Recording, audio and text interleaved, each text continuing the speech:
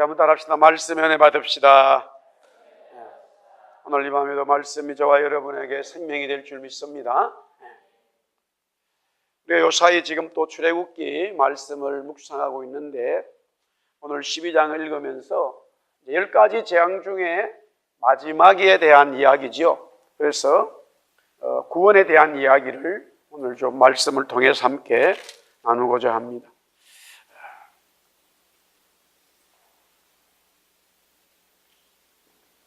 사람이 살면서 언젠가는 죽게 돼 있어요. 뭐 잘났든 못났든 반드시 이제 죽게 되는데 죽으면은 다 끝인가 하는 것을 생각하지 않을 수 없지요.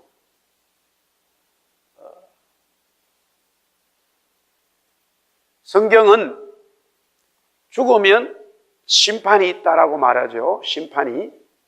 그래서 그 심판을 누구나 다 이제 심판을 받는다는 것은 하나님 앞에 선다는 거예요. 그래서 성경에서 표현은 이제 지옥으로 가든 천국으로 가든 그렇게 결과가 난다는 거예요. 그런데 그 성경의 말씀을 봤을 때 우리가 일반적으로 보면 너무나 천국 가면은 관계없는데 지옥 간다라고 했을 때는 너무나 가혹하다는 거죠. 사람들은 이제 그렇게 생각을 하는 거죠. 그래서 1차적으로 그 반응이 성경에 대한 반응에서 그것은 천국과 지옥은 없다라고 말하는 거죠. 사람들이 천국과 지옥은 없다라고 그렇게 말하는 거예요. 두 번째 어떤 반응이나 리스판스라고 하는 반응은 사람이 그렇게 되는 게 아니라 새로운 어떤 모양으로 변화된다는 거죠. 그걸 이제 어려운 말로 윤회설이라고 그러는데 서클되는 거예요. 다른 어떤 존재로 태어나는 거예요. 다른 무언가가 되는 거예요. 지금 그 윤회적인 첫 번째 사상은 죽음의 끝이라고 하는 것은 동양이든 서양이든 역사적으로 계속적으로 그 얘기가 나왔죠. 그게 이제 무신론에 대한 하나님은 없다는 거예요. 하나님은 원래 없다는 거예요. 하나님이 없기 때문에 천국과 지옥도 없다는 거죠. 두 번째, 이 윤회설이라고 하는 것은 요사이 지금 어떤 면에서는 이 서양 사람들은 사실은 이 윤회설을 믿지 않았습니다만 지금은 의외로 이 미국, 유럽의 캐나다 특히 윤회적인 이야기를 굉장히 많이 받아들여요. 그게 이제 불교라든가 요가, 그 다음에 이 모든 종교들은 전부 다 기본적인 성향이 윤회설을 가지고 있어요. 그래서 이제 특별히 운동을 하는 운동하는 요가가 지금 미국, 캐나다에, 유럽에는 막 난리에, 여기도 지금 그라우스 산 꼭대기에서도 요가를 한다고 지난번에 보니까 그 꼭대기에 가서 전부 다 그 개인마다 이렇게 요가 하는 사람들 보면 이렇게 펴놓는 거 있잖아요. 운동하는 거 있죠?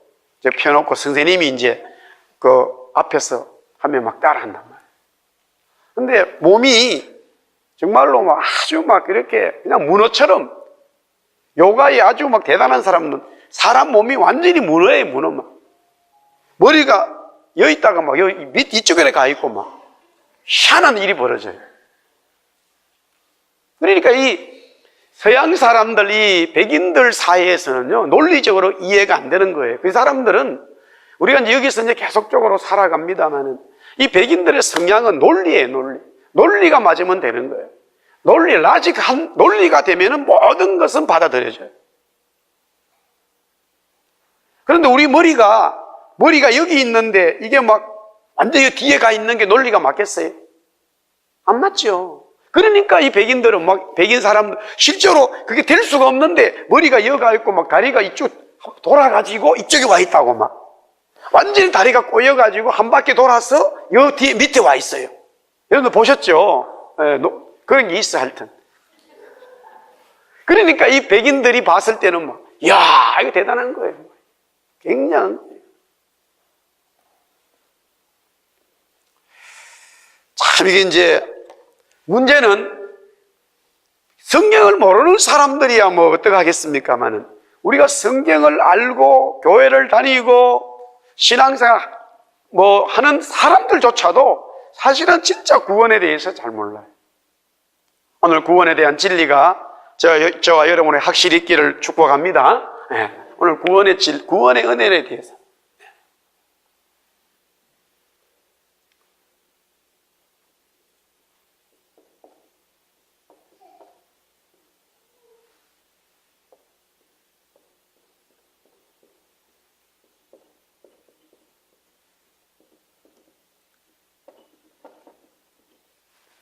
The grace of the salvation, 구원의 은혜라는 말이에요. 구원의 은혜.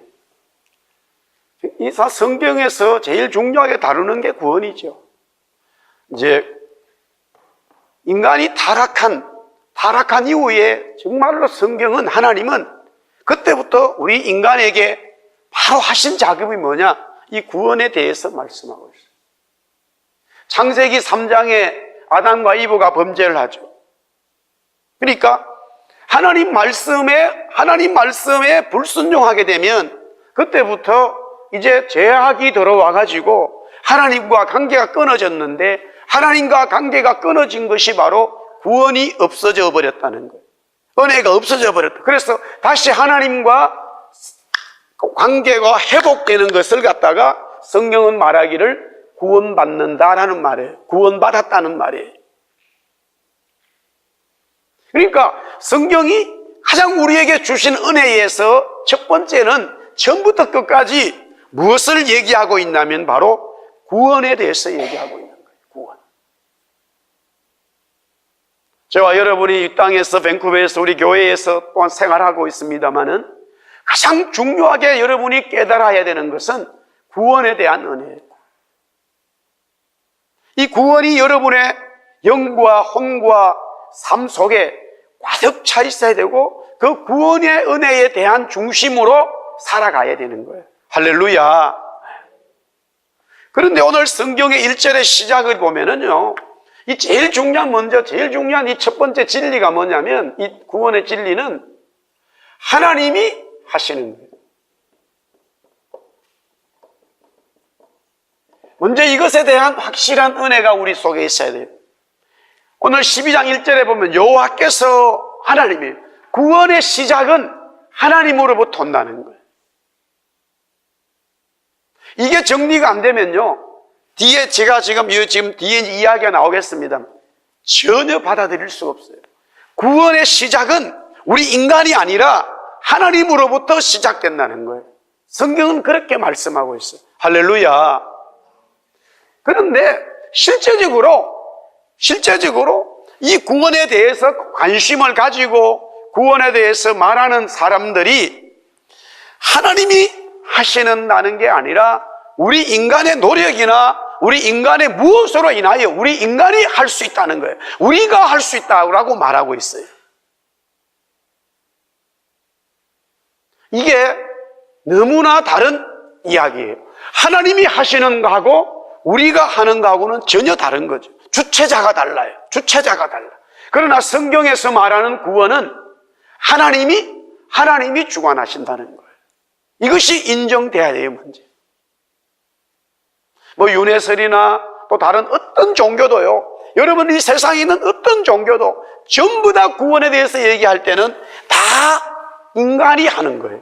인간이 하는 방법이 다 다른 것 뿐이지 근본적으로는 사람이 한다고 생각하는 거예요. 사람이 구원을 이룬다고 생각하는 거예요.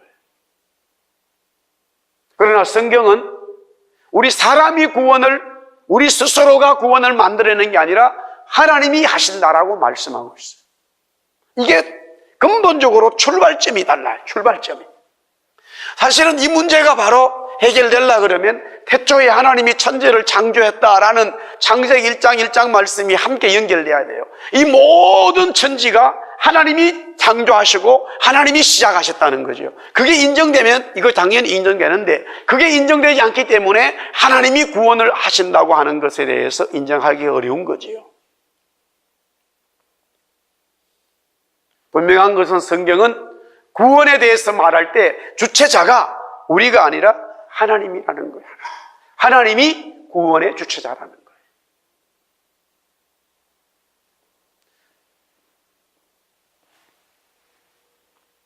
하나님이 구원의 주체자임을 믿습니다. 네.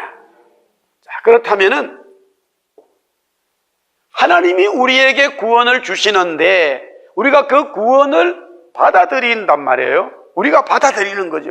구원을 받음으로써, 구원의 은혜가 임함으로써 우리에게 무슨 변화가 있느냐, 어떤 은혜가 있느냐 이거예요. 성경 순서대로, 오늘 12장 순서대로 보면은 시작이 되는 거예요. 시작. 새로운 시작이에요. 자, 오늘 성경 말씀 2절 한번 보세요. 2절 말씀 12장 2절 다 같이 읽습니다. 시작. 이달을 너희에게 달의 시작 곧 해의 첫 달이 되게 하고. 예. 하나님께서 구원의 주체자인데 그 구원을 받게 되어지는 사람은 그 구원의 은혜가 뭐냐 했을 때 그 첫 번째는 새로운 시작이라는 거예요. 새로운 시작. 여기서 새 것이라고 하는 시작이라는 것은 구원의 은혜에 대해서는 항상 따라 나오는 말이에요. 구원받은 것에 대해서는 항상 이 새로운 새로운 창조, 새로운 피조물, 새롭게 시작되었다는 말이 항상 따라 나와요. 내가 하나님으로부터 구원받았다면 그때부터 새로운 시작이 되는 거예요. 우리가 이렇게 살다 보면요, 전혀 다른 어떤 삶을 새롭게 해야 되는 어떤 환경들이 올 때가 있어요. 우리 캐나다의 생활은 또 다르고, 먼저 저 같은 경우를 보면은 태어났어요. 태어나가지고 이제 부모님 밑에서 형님들 동생으로 한 동네에서 쭉 산단 말이에요. 그러니까 전혀 그게 뭐 밥을 잘 먹든 못 먹든 하여튼 좌우지간 한 동네에서 그냥 쭉 살았어요.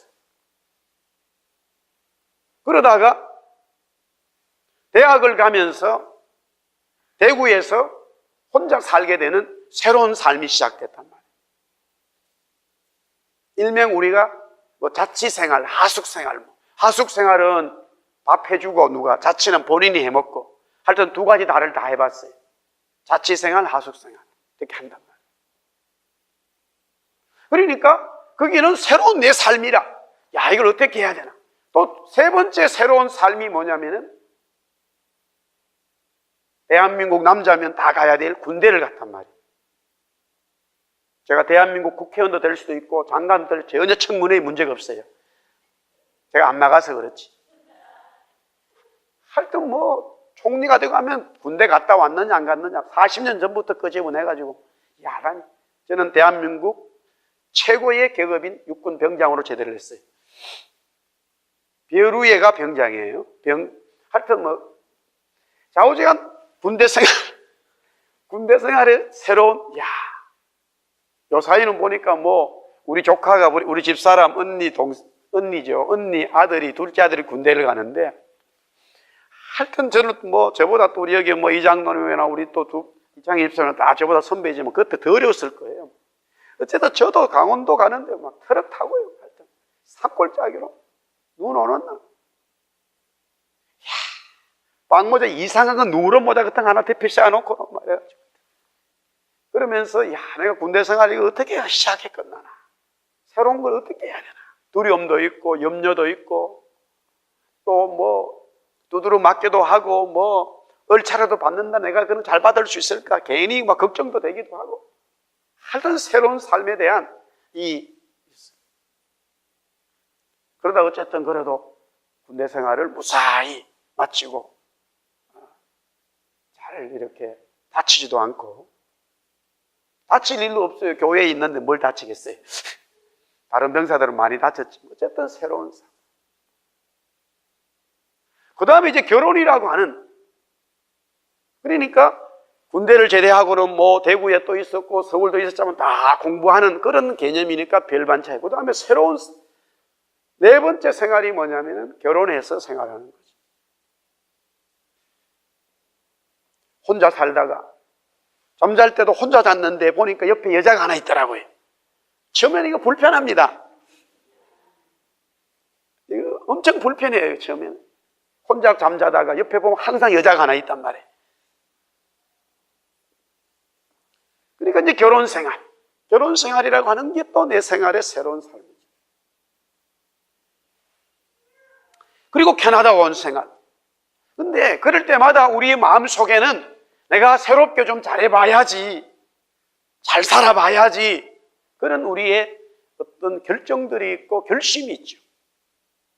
하나님은 말씀하기를 구원받은 사람들에게 우리가 그것을 얼마만큼 인식하든 안 하든 여러분과 제가 구원을 받게 되면요, 하나님이 보시기에는 그 구원받은 사람은요, 새로운 시작으로 알려준다는 거예요. 새로운 삶의 시작이 되는 거예요. 내가 구원을 받잖아요. 하나님으로부터 구원을 받으면 그때부터 내 영은, 내 모든 삶은, 내가 대학생이었던, 결혼생활 했던, 어떤 직장, 어떤 상관없이 이 땅에서 시작되는 그 시간부터, 구원받는 그 은혜 시간부터 새로운 피조물, 새로운 삶의 시작이 되는 거예요. 우리 그걸 갖다 컴퓨터에서는 여러분이 이제 리커버리, 옛날에 건 다 지워버리고 컴퓨터를 갖다가 새롭게 딱 세팅하는 거예요. 그것을 하나님은 인정해 주시는 거예요. 그래서 여기서 우리가 새롭다는 말을 알아야 되는 게 뭐냐면요, 자꾸 과거에 대한, 저와 여러분들이 과거에 있었던 어떤 것에 대해서 얽매이면 안 돼요. 구원받은 사람들 치고 정말 이게 자꾸 과거에 얽매이잖아요. 그러면 첫 번째 의심이 진짜 구원받았는 거 의심을 해봐야 돼요. 이게 지금 굉장히 중요한 지금 묘사예요. 교회 안에서도 이게 이 구원에 대한 진리가 제대로 이야기가 안 되다 보니까 막 심지어는 뭐 하여튼 별 얘기가 다 있어요. 좋은 의미로 뭐 심리학에 쓰는 그런 표현들을 다 가져와가지고 아주 심각한 겁니다, 사실은. 그러면서 열 몇 살 때 뭐 있었던 어떤 사건이 이건 귀신 불러내는 거하고 똑같아요. 여러분들 구원을 받지 못했다면 그거는요, 그러나 내가 구원을 받았으면요, 과거 10년 전 어릴 때 어떤 사건, 어떤 상처도요, 이 하나님은 그거 인정하지 않아요. 하면 다 용서하신 거예요. 믿으시면 아멘. 예. 하나님이 그 문제 삼지 않는다고 그러는데 내가 하나님 앞에 자꾸 문제 얘기하는 거예요. 하나님은 아무렇지 않는데, 그거는 구원에 대한 은혜를 진짜 모르는 거예요. 우리가 좋은 표현으로 요사이 옛날에 대한 새로운 그런 교육을 받아가지고 상처가 있는데 그것이 얘기하잖아요. 어릴 때 어머니한테 하도 혼나가 쫓겨나니까 어느 순간에 그걸 잊어버렸는데 기도하니까 그게 생각나가지고 어떠고 저떠고. 구원을 모르는 거예요. 여러분들, 제가 늘 이 말씀 항상 드립니다. 여러분들이 거기에 그런 상처에 얽매여서 울고 있다면 구원받았는가 안 받았는가를 먼저 점검하세요. 여러분이 그것 때문에 울고 있다면 그거는 구원 못 받은 거예요. 아니면은 구원받았는데 누가 얘기해 주니까 괜히 옛날에 집어들어 내가 스스로 돼지가 토한 걸 먹고 있는 거예요. 그거는 구원의 진리에 대한 배신이에요, 배신. 그거는 배반하는 거예요. 그거는. 여기 새롭게 시작한다는 것은 이스라엘 백성들이요, 노예로 살았다 아무 관계 없어요. 하나님은 구원의 주체자로서 구원을 주셨을 때에 구원받은 그 사람이 구원의 은혜를 경험하고 구원의 은혜에 대해서 감사해버리면은 지난날에 내가 10년 살았던 20년 살았던 50년 살았던 관계없이 그것이 어떤 상처고 어떤 문제든지 간에 부모님과의 관계, 친구들과의 형제와의 관계, 물질 때문에 건강 때문에 엄청난 무슨 상처가 아무리 많아도 구원받은 그 사람에게는 새로운 시작이에요. 아무것도 하나님 그거 인정하지 않아요. 그거 다 용서하시는 거예요. 문제 삼지 않는다는 거예요. 우리 스스로 자꾸 과거에 끄집어가지고 얘기하면 안 되는 거예요.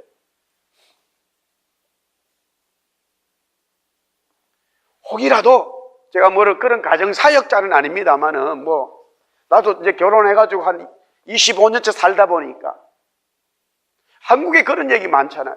남편하고 이렇게 부부가 사는데 예를 들어서 몰랐다가 10년 살다가 20년 살다가 보니까 남편이 아니면 아내가 보니까 자기하고 결혼하기 전에 쿵다라락딱 삐약삐약 있었던 얘기가 알았다 이거예요. 그때부터 상처돼가지고 밥도 안 먹고 예수 믿는 사람은 그러면 안 돼요. 여러분들. 아멘? 나하고 만나기 전에 그 남자가 여자하고 연애한 것 같아. 내가 왜 얘기하냐고. 적용적으로 얘기하는 거예요. 적용적으로. 그러나 결혼을 했는데 부부가 됐는데 또 옛날 사람 그거는 안 돼요. 내가 25살에 저는 정확하게 27살에 김진희를 만났거든요. 서울에서 고등학교 졸업하고 서울 종로 3가 을지로 3가에 30정 이런 빌딩에 쫙 거기서 근무를 했다고. 그런데 연애 안 했다고 이상한 거예요. 그런 여자는. 제가 봤을 때는. 제가 그걸 얘기할 필요가 없어요. 제가 만난 이후로 우리는 하나님의 말씀에 대한 적용적인 거예요. 하나님은요, 우리의 과거에 무슨 죄를 지었든지 그리스도를 영접한 그분을 절대 묻지 않아요, 그분은. 하나님이 새롭게 시작하도 자기가 말씀해 주신 거예요. 너는 이제부터 새로운 피조물이야. 너는 이제 내 아들이야. 너는 이제 내 시민권을 가졌어. 그렇게 말씀해 놓고, 본인이 그렇게 놓고 30년까지 계속 괴롭힌다? 하나님 아니에요, 그분은. 그 마귀예요, 그거는. 우리가 스스로 옛날 거에 대해서 자꾸 가지고 어디 상처받았다고요? 30년까지 어디 가서 훈련받고. 아니에요, 그거. 생각하지 마세요, 아예. 오히려 내가 감사하고 찬송하고 찬양하면 정말로 내 육신의 어떤 옛날의 그런 것들이 다 씻겨주는 줄 믿고 하나님이 말씀으로 내가 이미 새롭게 되었구나. 자꾸 선포함으로써 마귀가 그걸 나를 자꾸 끄집어내는 거예요. 그래서 앞으로 나가지 못하게 하는 거예요. 자꾸 뒤를 돌아보게 한단 말이에요. 하나님의 성경 말씀에 은혜 받은 사람들은 뒤로 돌아지 않는다고 그랬어요. 성경은 그런 말씀이 너무 많아. 아멘? 예, 우리가 다 그렇습니다. 그래서 여기서 새롭게 시작한다는 건 새롭게 시작. 구원의 은혜는 새로운 시작이다. 이렇게 말씀하시는 거죠. 목사님은 컴퓨터를 많이 쓰기 때문에 리커버리라는 말이 다 우리 젊은 아이들은 금방 이해가 돼요. 똑같은 컴퓨터였는데 문제 생겨 그냥 싹 지워버리는 거예요. 그 수리할 필요 없어요. 통째로 다 지워버리는 거예요. 그럼 새로 프로그램 다 깔아버려요. 그럼 쫙 새로 다 완전 원상 완전 새 거예요, 새 거. 거기에다가 그걸 갖다가 전문적으로 하드웨어만 쫙 깔린단 말이에요. 그 다음에 거기다 소프트웨어 필요한 것들 깔면 되는 거예요. 아무 문제 없어요. 바이러스 하나도 없다니까요. 근데 그 컴퓨터가 말을 한다 그러면 내가 어저께 문제 있으니까 계속 그러면 주인이 화낸다니까요. 새로 싹 만들어 놨는데. 아멘? 그 얘기예요, 그 얘기 지금. 하나님이 우리 보고 새롭다 그러는데 우리가 왜 자꾸 옛날 거 가지고 얘기하냐 말이에요. 그래서 지금 하나님이 우리에게 말씀하시고 그리스도 주님이 얘기하시는 것이죠. 구원받은 백성이 자꾸 옛날로 돌아가는 것에 대해서 엄청나게 화내시는 분이에요, 지금. 그 얘기예요. 성경의 얘기는 옛날의 과거를 묻는 게 아니고 내가 이미 너를 내 신부로 내 백성으로 삼아 주었는데 너는 지금 계속 나를 사랑하라 이거예요. 거기에 대해서 우상을 섬기고 내 은혜를 저버리는 행동에 대해서 하나님이 말씀하고 있는 거예요. 두 번째 이제 구원의 은혜는 우리 자신들이 죽어야 되는데 대신 죽는 거예요. 대신 죽어준 거예요. 여기서 바로 어린 양이 이제 나오는 거죠. 사실 여기 어린 양은 우리가 보라, 신약에는 그렇게 말하잖아요. 우리 한번 따라합시다. 보라, 세상 죄를 지고 가는 어린 양이로다. 예수님을 보고 하는 거예요. 여기 지금 어린 양이 나오는 거예요. 램. 우리가 이제 아는 대로 10이라고 하는 것은 양은 다 큰 것이지만은 어린 양이라고는 램이라고 해요. 새끼단 말이에요. 1년 맥시멈으로 자라도 1년까지 밖에 자란 좀 한 달, 2달 6개월, 7개월. 어린 1년 된 것까지 딱 그렇게 아주 어리단 말이에요. 이걸 갖다 여기서 예수님을 말하는 거예요. 그러니까 구원의 은혜라는 게 뭐냐면 내가 죽어야 되는데 대신 예수님이 죽었다라는 거예요.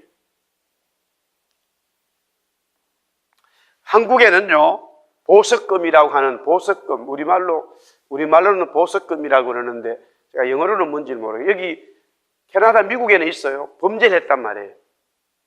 내가 잘못했어. 그래서 이제 경찰에 의해 가지고 잡혀가지고 교도소에 들어갔는데 예를 들어서 판사가 당신 말이야 10만 불 돈을 내놓으라. 그러면 나갈 수 있다. 이걸 갖다가 이제 보석금이라 그래요. 원래 이 한국에는 이걸 인정 안 했어요. 지금도 한국에는 제가 없는 걸 알아요. 한국에는 그러면 부잣집 사람들 들어갔다가 돈 내고 다 나오거든요. 그럼 막 가난한 사람들은 안 그래도 멘붕에 빠지는데 더 기분 나쁘다고요. 그러나 미국, 캐나다, 유럽에는 이 제도가 그냥 있어요. 그걸 보석금이라고 그래요.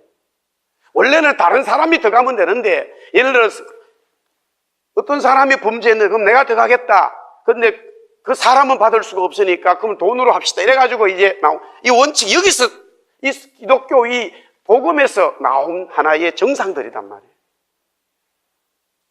그러니까 내가 죽어야 되는데, 내가 죄를 지어서 죽어야 되는데 나 대신에 다른 사람이 죽어줌으로써 내 죄가 사함을 받는 거예요. 하나님의 구원의 은혜는 뭐냐면 예수님이 나를 위해서, 여러분과 저를 위하여 대신 죽으신 거예요. 그게 은혜다 이 말이에요. 할렐루야. 내가 죽어야 된다니까요. 내가 하나님 앞에 죽어야 되는 거예요. 그러나 예수님이 대신 죽으셨어요. 지금 이 구약에는 애굽에 나올 때는 양으로 대신했어요. 양을 잡았단 말이에요. 그러나 결국 그것이 세월이 흘러가지고 예수님이 십자가에 죽으심으로 더 이상 제사는 없어지고 예배만 있는 거예요. 사실 제사라는 말과 예배라는 말은 같은 건데 내용을 보면 다른 게 뭐냐면 제사는 직접 양을 잡았어요. 그러나 예배는 이제 양을 잡을 필요가 없어요. 왜? 예수님이 십자가에 죽었기 때문에. 그래서 구원의 은혜라는 건 뭐냐면 예수님이 나를 위하여, 예수님이 여러분을 위하여 대신 죽은 거란 말이에요. 그러면 여기서 대신 죽었다는 말은 두 가지 개념이 확실히 와야 돼요. 나라는 개념과 예수님의 개념인데, 나는 죄인이고 예수님은 의인인 것에 대한 이 답이 와야 돼요. 그렇지 않으면 제 두 번째에서 다 걸려버려요. 내가 왜 죽어야 되냐고 말이야. 내가 왜 무슨 죄악이 있냐고. 사람들이요, 하나님 앞에 당신이 죄인입니다 그러면 이거를 받아들이기가 어려워요. 나는 지금까지 남에게 어떤 문제가 없었다. 이렇게 살은 사람들은요, 굉장히 기분이 나빠요. 그리고 특히 북한에서 이제 오신 분들은요, 북한에는 자기 개인 재산이 없단 말이에요. 그러니까 그냥 공산당, 김일성이, 김정일이, 김정은이 시키는 대로 하기 때문에 그냥 그대로 어릴 때부터 시키는 대로 살아왔기 때문에 특별한 일이 없어요. 예를 들어서 그 사이에서 뭐 친구를 훔쳤다든가, 그 다음에 뭐 도망갔다 이러면 죄가 있지만은, 그렇지 않으면은 이 죄가 있다는 말에 대해서 굉장히 기분 나빠요, 이 사람들.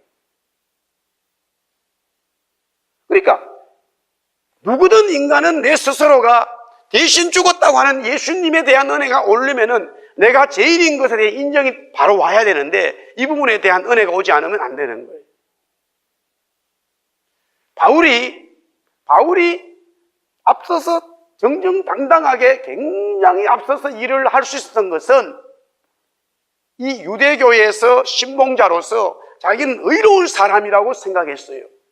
그러나 그가 다마스쿠스 가기 전에서 예수님을 통해서 깨달아진 게 뭐냐면 내가 죄인이구나 하는 걸 깨달았단 말이에요.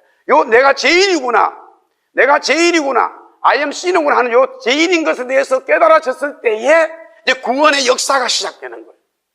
그래서 그렇구나, 내가 죽어야 되는데 죄 없으신 예수님이 나를 위해서 대신 죽으셨구나. 이게 은혜로 오는 거예요. 이걸 깨닫게 되는 거예요. 오늘 여기에 어린 양에 대해서 계속 설명하는 거예요.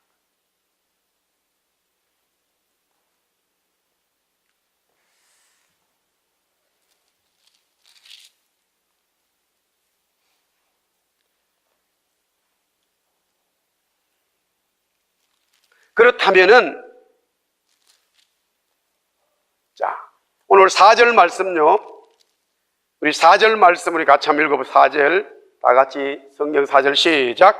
그 어린 양에 대하여 식구가 너무 적으면 그 집 이웃과 함께 사람 수를 따라서 하나를 취하여 각 사람을 먹을 수 있는 분량에 따라 너희 어린 양을 계산할 것이다. 여기 이제 어린 양에 대한 이야기가, 이 어린 양에 대한 이야기의 첫 번째는 각자의 분량이에요. 이 각자 분량이라는 말이 사실은 오늘 여기 성경에는 양을 잡아가지고 이제 각 분량만큼 먹으라 이거예요. 이 말은요, 예수님이 십자가에 죽으심으로써 이 세상의 모든 사람들이 어떤 사람인 것 관계없이 예수님으로 인해서 다 구원받을 수 있다라고 하는 그 의미가 들어있어요. 그냥 그 사람이 어떤 사람인 것 관계없이 그것을 은연중에 하나님이 말씀하고 있어요. 그 다음에 보면은 흠이 없다는 거예요. 흠이 없다. 여기 이제 두 번째는 흠이 없다는 말이 바로 의인이다는 말이에요. 예수님이 의인인 것을 말씀하고 있어요. 대신 나를 위해서 죽었는데 예수님은 의로운 분이시다라는 것을 양이 흠이 없다는 것으로 인해서 가르쳐주고 있는 거예요.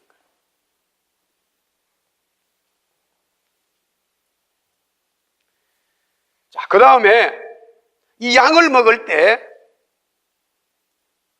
9절에 보면은 9절에 날것으로나 물에 삶아서 먹지 말고 머리와 다리와 내장을 다 먹어야 돼요.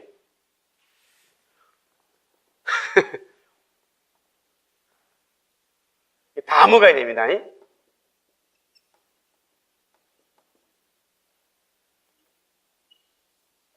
근데 요게요, 머리 먹는 거하고 내장 먹는 거 쉽지 않습니다. 실제로 가면은 성경은 다 먹어야 이래지만은 여기 보면은 다리는 그래도 양 다리 먹는 건 괜찮아요. 그런데 저 내장을 불에서 구워 먹는 거 그거 쉽지 않습니다. 애들도 다 먹어야 되는 거야. 여자들은 막 징그러워 가지고요 먹기가 머리도 막 이것도 다 먹어. 머리도 이것도 안에 골도 다 먹어야 돼요. 이거 지금. 아니 이거 내용이 그렇다니까. 지금 우리가 막연하게 자꾸 저거를 보는데 저 머리도 다 그것도 구워야 돼요. 이 이거를 갖다가 그걸 통째로 뚜껑 닫아가 삶아 버리면 안 봐도 되는데 구운 걸 구워가지고 그걸 거기 다 먹어야 되는 거예요. 하나님이 좀 얄궂게 해놨어요. 굉장히 어렵게 해놨죠. 저게 무엇을 말하느냐? 예수님을 전적으로 받아들여야 된다. 예수님을 이 정도만 지금 제가 한국의 유명한 스님들이요 막 성경을 많이 읽거든요. 예수님을 저 다리만 받아들이는 거예요. 그렇기 때문에 예수님을 안 믿는 거예요. 예수님을 전체로 다 받아들여야 되는 거예요. 어린 양을 다 먹어야 되는 거예요. 어린 양이 예수님이거든요. 그 예수님을 다 받아들여야 돼요. 온전히 받아들여야 되는 거 얘기하고 있는 거예요. 그런데 실제적으로 막 예수님에 대해 성경에 대해서 공부하는 사람들 중에 보면은 결국 안 믿는 사람들은 왜 안 믿느냐면 예수님이 좋은 말씀을 전한 거에 대해 받아들이는데 무리로 걸어간 건 안 받아들여요. 예수님이 5,000명을 먹인 거에 대해서는 안 받아들여요. 예수님이 가난하게 살아라, 예를 들어서 빛과 소금으로 살아라, 그 말씀은 받아들이는데 나사로를 살린 건 안 받아들여요. 다리만 먹고 있는 거예요. 지금 그런 사람들의 목회자들, 신학자들이 얼마나 많은지 몰라요. 예수님의 모든 것을 다 받아들여야 되는 거예요. 할렐루야. 무리를 걸은 것도 믿고 5,000명 먹이신 것도 믿고 나사로를 살리신 것도 믿고 본인이 죽음에서 일어나서 살아나신 것도 믿고 성전하신 것도 믿고 우리는 다 그리고 그분이 지금 나를 위하여 기도해 주시는 것도 믿고 할렐루야. 다 받아들여야 되는 거예요. 다 먹어야 돼요. 그걸 갖다가 말씀을 먹는다 그래. 따라합시다. 말씀을 먹자. 그래서 에스겔서 2장 3장에 보면은 먹을 수 없는 말씀을 얘기하는 거예요. 먹을 수 없는 말씀, 애가와 뭐 전부 다 보니까 조사의 성도, 우리 교인들이 중에 학자들은 저런 사람들이 많고 교인들 중에는요 뭐가 문제냐면은 내 신앙생활 하면서 내가 필요한 것만 설교를 받아들여요. 쓴 음식을 주면 안 받아들여요. 예레미야의 애가 곡 같은 말씀을 주면, 당신이 헌신해야 될 말씀을 주면 안 받아들여요. 심하면은 무빙 투 다른 교회로 가요. 교회를 사핑해버려요. 내가 먹고 싶은 것만 먹으니까. 교인들은 지금 오늘날 심각한 문제에 빠져 있어요. 목사들은, 어떤 목회자는, 신학자는 교훈만 가르치고 예수님의 기적을 믿질 않아요. 자꾸 그걸 다른 말로 돌려요. 그런데 아주 교모하게 돌리기 때문에요.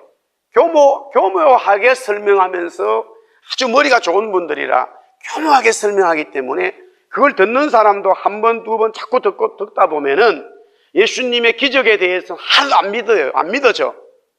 그런데도 굉장히 신앙생활 잘하는 분들 많아요. 지금 한국교회 당장요, 막 좀 심한 표현으로요. 주일날은요, 엄청나게 모이는데, 금요일 20명을 모이는 그런 대형교회들이 수두룩해, 지금. 교육자들도 다 안 와, 이제는. 뭐, 부목사부터 해가지고, 막, 전도사까지도 엄청 많은데, 거기도 반이 안 와, 금요일날. 아무 교회에 문제 없어요, 지금. 왜? 주일날 막 10,000명씩 모이거든. 1부, 2부, 3부 사이 10,000명씩 모인다고. 5,000명씩 모이 3,000명이죠. 금요일 안 와. 그런 분들 설교를 딱 들으면 전부 나와.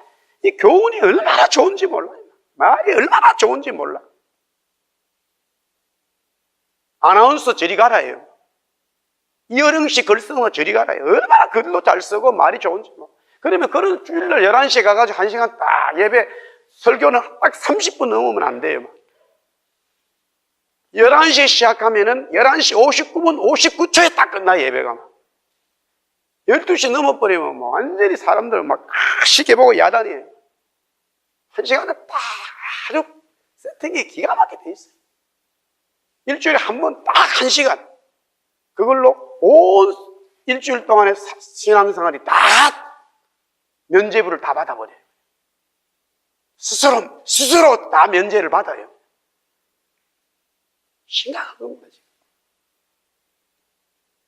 예수님의 전적인 것을 먹지 않아. 그렇기 때문에 가르치는 것도 전적인 가르치지 않고, 먹는 교인들도 자기 좋아하는 것만 먹게 돼 있어. 심각한 거지. 여기에 이제 다리하고 갈비 뭐 이런 거는 굉장히 먹기 좋은데, 제가 지난번에 중국을 갔잖아요. 그래가지고 또 조선족 교회에서 설교도 하고 그러는데, 마지막 날 그 목사님이 양고기를 굉장히 잘하는데 해놨다 그러더라고요. 그래가지고 이제 갔어요. 미리 예약을 해놨기 때문에 아침부터 밑에 불을 피워놓고 이렇게 계속 돌리는 거라. 그래 한 5시간.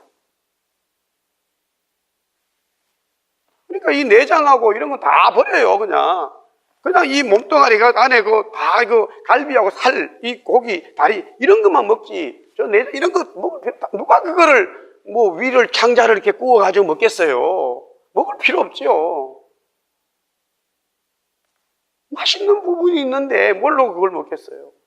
그리고 여기 막 있는 이 양 머리를 갖다 구워가지고 거기 배를 돌려가지고 거기서 살 뜯어 먹을 필요가 뭐 있겠어요? 아니, 그건 보이지도 않는다고. 근데 하나님이 참 어떨 때는요, 가만히 보면은 왜 저분이 저렇게 하셨는가, 우리가 그 진리를 깨달아야 되는 거예요. 할렐루야. 그 다음에 우리가 이제 여기에 썬 나무를 먹고 그 다음에 이제 그 먹는 어떤 그 환경이 아주 좋지를 않아요. 요거는 이 양과 우리가 함께 먹는 거예요. 양을 먹을 때에 썬 나물을 우리가 먹고, 그 다음에 음식 먹을 때에 옷을 다 입고 신발 신고, 그 다음에 이 지팡이를 이제 들어라. 전부 지팡이를 쥐고, 그럼 만약에 오른손잡이는 왼손에 지팡이를 들고 이렇게 먹어야 되는 거예요. 지금 이거를 굉장히 불편합니다. 지금 이게 지금 군대보다 더 불편해. 그래도 아무리 군대에서요 5분 대기조라도 밥 먹을 때는요 이렇게 조금 여유를 두게 하거든요. 제가 전방에 근무를 해봐서 우리 병사들이 완전히 막 그냥 뭐 최전방에 있는데, 그래도 밥 먹을 때는요 조금 여유를 두게 한다고. 근데 하나님은요 밥 먹을 때 완전히 이거 지금 이거 끈도 따매고 허리띠를 풀어야 돼요. 고기 좀 먹으려면요. 아유, 목사는 좀 옷 좀 벗고 이렇게 식당에 가면은 양복 좀 벗고 좀 편안하게 드세요. 다 그러지. 허리 깍 졸라매고 드세요. 그렇게 말하는 분 없단 말이에요. 근데 하나님은 지금 음식 먹는데 허리띠 졸라매라는 거예요. 얼마나 먹겠어요. 그래가지고 다 신발 신고 허리띠 매고 지팡이도 딱 들고 옷 다 입고 그래가지고 고기를 지금 먹어야 되는 거예요. 근데 그러면 안 그래도 먹기가 힘든데 거다가 내장하고 머리까지 먹으려고 그러면 더 밥맛이 없어요. 지금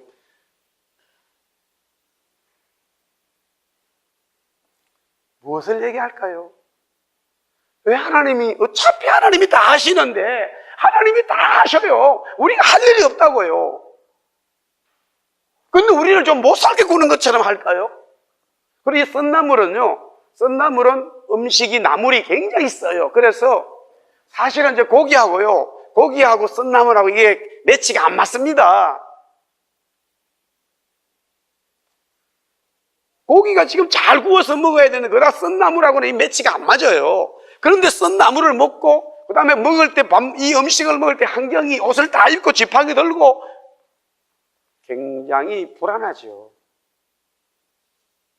그 사이에 저는 우리 아내하고 둘이 이제 밥 먹을 때가 많은데 상당히 스피드를 다운을 해도 제가 다 먹고 나면 아직까지 밥이 많이 남았어요. 좀 나보고 천천히 자기는 얹히겠다는 거예요. 근데 그래서 그냥 각자 알아서 속도 맞춰서 개인 먹으면 되지. 좀 맞춰달라는 거지. 엄청 불편합니다, 실제로 보자고요. 지팡이 들고 옷 입고 허리띠 매고 그래 고기 구워 먹으라는 거라. 한마디로 뭔지 아세요? 우리가 좀 구원받은 거에 대해서 제대로 좀 알아라는 거예요. 구원보다 더 중요한 거 없다는 걸 좀 깨달으라는 거예요. 여러분들 우리가 살다 보면요 몸 아플 수 있죠. 애들이 잘 안 될 수 있죠. 또 휘끄덕 해가지고 돈이 날아갈 수도 있죠. 고민스러울 때가 있죠. 그렇죠? 고민스러울 때 있어요. 구원 못 받은 사람은요, 구원을 받지 못한 사람들은 그것에 고민으로 빠지시면 맞는 거예요. 정상적인 거예요. 그 고민에 빠지는 게 맞아요.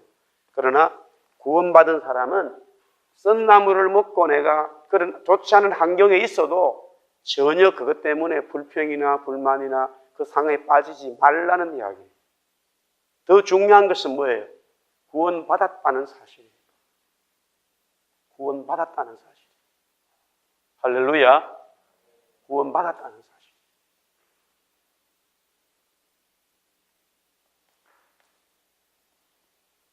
흥남거기 부두에 배를 타고 이제 여기 요새 그 국회시장의 그 영화에는 한 번으로 오는 거로 끝났죠. 실제로 한 번만 온 게, 한 번 오면은 그 배가 한 번 움직이면 14,000명 정도가 탔어요. 그래서 한 10번 정도 왔다 갔다 했어요, 그 배가. 그래가지고 한 15만 명 정도가 이제 거제도로 왔다가 부산으로 와서 부산에 산 사람도 있고 또 서울로 간 사람도 있고 흩어졌죠. 그런데 처음에 그 배를 못 탈까봐 지금 제가 이쪽에 아는 교회의 그 장로님은 하고 여동생은 자기 아버지하고 탔는데 마지막 배열을 탔다 그러더라고요. 마지막 배열. 이제 더 이상 배가 이제 출항할 그 마지막 그 배를 탔대. 그러니까 거기에서 뭐 남자다 여자다 무슨 뭐 대학교 나왔다 아니면 잘생겼다 아무 관계 없어요. 제일 중요한 게 뭐예요? 그 배를 탔다. 이게 중요한 거예요. 할렐루야.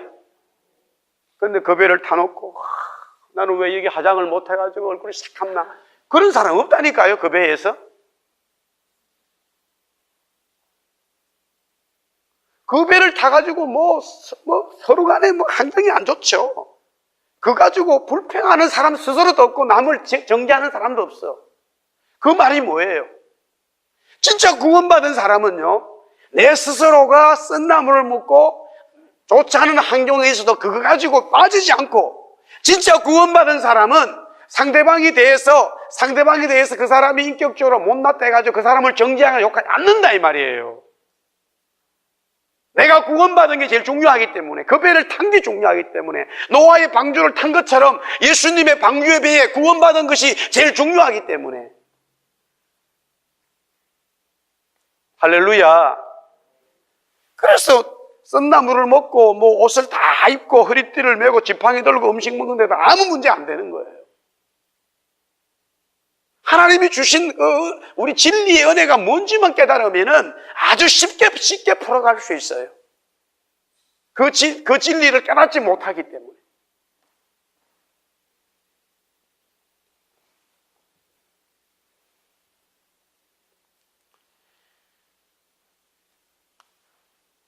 그 다음에 이제 14절에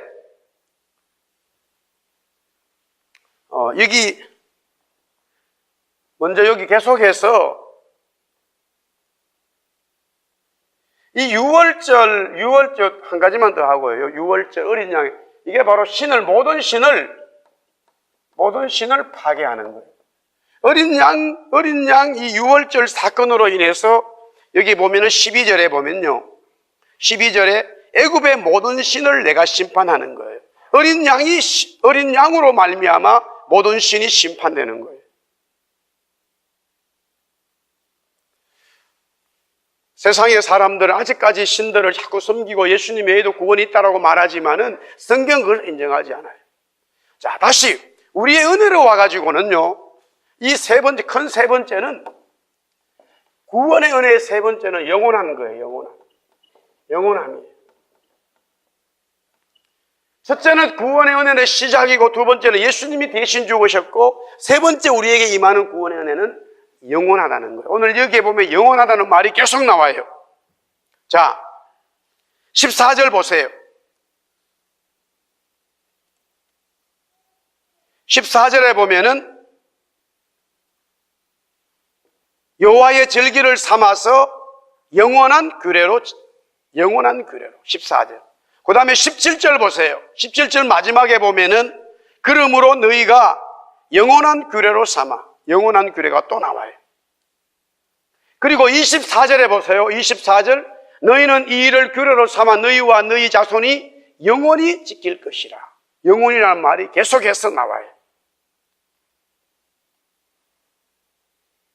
따라합시다. 구원은 영원하다. 할렐루야.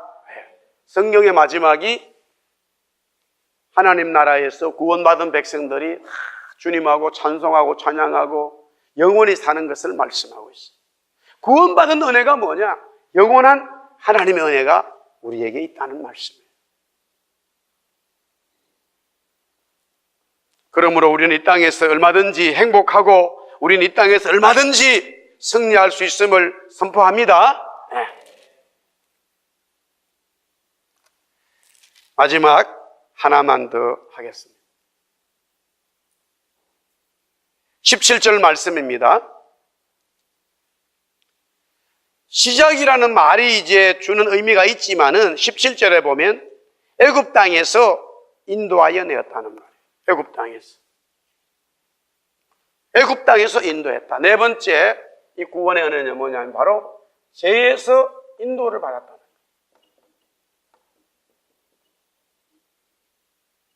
애굽이라고 하는 말은 우리 죄에서 얽매인 우리들이 이 구원으로 인하여 죄에서부터 나올 수 있는 그것을 갖다가 성경은 죄에서 해방되었다. 바울은 로마서 말씀에 죄와 사망의 법에서 생명의 법으로 우리는 변화되었다라고 말하고 있어요. 죄에서 사망에서 우리는 나왔어요. 죄가 사망이 나를 이제는 가두지 못하는 거예요. 그래서 영혼이나 다르도 또 나온 거지만은 구원의 은혜가 뭐냐면 죄와 사망이 나를 앉지를 못하는 거예요. 구속하지 못하는 거예요. 나를 묶고 있지를 않아요. 할렐루야. 모퉁이 선교회에 이삭이라고 하는 목사님이 이제 뭐 감정들이 보니까 동영상으로 많이 이제 유튜브나 뭐 이렇게 인터넷에 올라와 있는데, 하여튼 자기 아버지도 목사님이고 본인도 이제 목사님이 되었는데 북한 선교를 이제 하게 되는 거죠. 그러니까 하나님께서 그분을 통해서, 물론 어머니가 이제 자기 어머니가 기도를 많이 하셔가지고요, 하여튼 자기 아들이 이 이삭이라는 이 목사님이 북한 선교를 위해서 가라, 그렇게 자기가 이제 순장하고 가는데, 뭐 하여튼 그 일을 하면서 너무나 많은 고난과 고통을 받았다는 거예요. 근데 본인이 이제 그 유튜브에 보니까 이 죽음이라고 하는 것에 대해서 이미 구원받은 사람이기 때문에 그 죽음이 나를 이렇게 이제 얽매이지 못한다는 거예요. 그러니까 고문을 하는 사람들이 뭐 막 물고문, 전기고문, 그 다음에 그 뭐 또 이렇게 얼음 같은 속에다가 막 집어넣고 그렇게 해가지고 또 뭐 결국에는 막 이게 육체적인 막 변화가 일어나니까 또 거기서 똥을 쌌단 말이에요. 그러니까 그게 똥이 얼었는데 그거를 먹으라 그래가지고 먹었다 이거예요. 자기를 고문하고 했던 그 네 사람이 조선족인데, 결국에는 야, 이 사람은 대체 이 죽음을 두려워하지 않는 이유가 뭐냐? 일반적으로 그렇게 전기 고문, 막 물 고문에다가 막 이 냉동 고문에다가 막 별걸 다 하면은, 아이고 그만, 내가 그래 당신들 원하는 대로 할 테니까 그만합시다. 대부분이 이게 정상적인 사람이다 이거지. 그런데 끝까지 뭐 그 죽음을 두려워하지 아니하고 막 그렇게 가니까 결국에는 이 고문하던 사람들이 네 사람이 고문을 했다 그러는데 세 사람이 목사가 됐대요.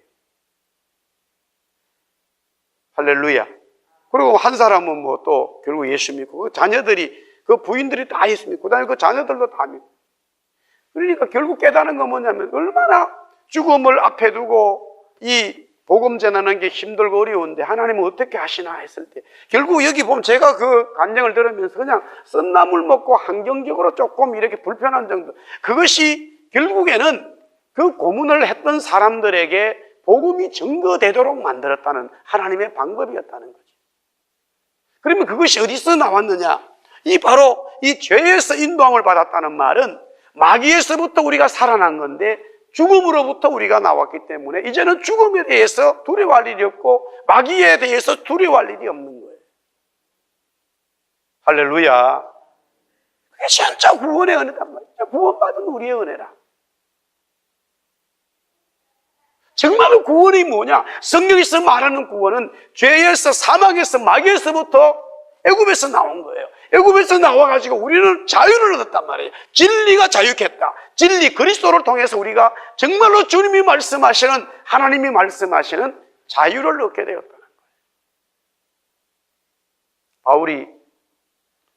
바울과 실라가 빌립보에 유럽 복음화를 위해서 가게 되죠. 근데 그 16장에 보면 결국에는 많이 맞고 감옥에 가는데 하나님은 그런 일을 통해서 간수장이와 그의 가족들이 변화되도록 만들었다는 거예요. 그 간수장이가 어떻게 했을까? 우리는 성경에 나와 있지 않지만요, 다 간수장이가 죄수들을, 그 바울과 실라를 때리고 감옥에 넣고 다 주관했단 말이에요. 그런 핍박자가 하나님의 성령의 은혜를 경험하고 그렇게 맞아도 이 바울과 실라가 뭐 자기들 원하는 대로 하지 아니하고 오히려 찬송하고 찬미하니까 대체 저 사람들은 어떤 사람들이냐 이거예요. 죽음을 두려워하지 않고 찬송하고 찬미하는 저 사람들은 어떤 사람들이냐, 저 사람들 속에 대체 무엇이 들어있냐 말이에요. 저 사람 속에는 무엇이 대체 들어있나 이거죠. 의심하지 않을 수 없어요. 그게 이사야 6장 말씀 지난주에 거룩한 그루터기란 말이에요. 그루터기가 뭐예요? 완전히 죽어버린 없는 거예요. 거기에 새싹이 나는 거죠. 첫 번째 예수님이죠. 두 번째는 뭐예요? 예수를 믿는 하나님의 사람이죠. 진짜 정인이 필요한 거예요. 진짜 정인, 진짜 예수 믿는 사람이 필요하다고요. 진짜 구원받은 사람이 필요한 거예요. 할렐루야. 그러면 그 사람이 진짜 구원받았으면요, 직장에서, 가정에서, 어떤 단체든지 그 사람을 통해서 생명의 역사가 나오게 돼 있어요. 처음에는 핍박도 있고 어려움도 있겠죠. 그런데 그 사람이 진짜 그루터기가 되어버리면요, 거룩한 홀리한 그루터기가 되어버리면 그 그루터기를 통해서 하나님은 역사하게 돼 있어요. 우리는 어떤 면에서는요, 그루터기 되기를 원하고 있어요. 예수님이 그루터기이기 때문에. 근데 우리는 지금 오해가 뭐냐면은, 내가 예수 믿으면요, 그루터기 되기보다는 뭔가 당장 잘 돼야 돼요. 그것으로 우리 생각 속에 꽉 차 있어요. 내가 예수 믿으면, 신앙생활하면 내가 먼저 잘 돼야 된다는 생각이 꽉 차 있어요. 실패하고 어려움을 통해서 내가 그루터기에 대해 완전히 실패되어진 그런 어려운 고난 속에 들어가는 생각 자체를 안 해요. 그러나 하나님은 전부 다 이 상황을 보면 그렇게 만들므로 인해서 구원의 은혜가 제대로 인식되고 그것을 통해서 주위 사람들에게 변화가 일어나도록 만드는 방법이 하나님의 방법이라. 할렐루야. 오늘 저와 여러분이 하나님 주신 구원의 은혜를 확실히 깨닫기를 주의 이름으로 축복합니다. 기도하겠습니다. 하나님 아버지, 구원받은 것이 얼마나 크고 감사한지 오늘 이 밤에 우리가 찬송하고 찬양하고 감사하는 귀한 밤이 되게 하여 주시옵소서. 예수님 이름으로 기도드리옵나이다.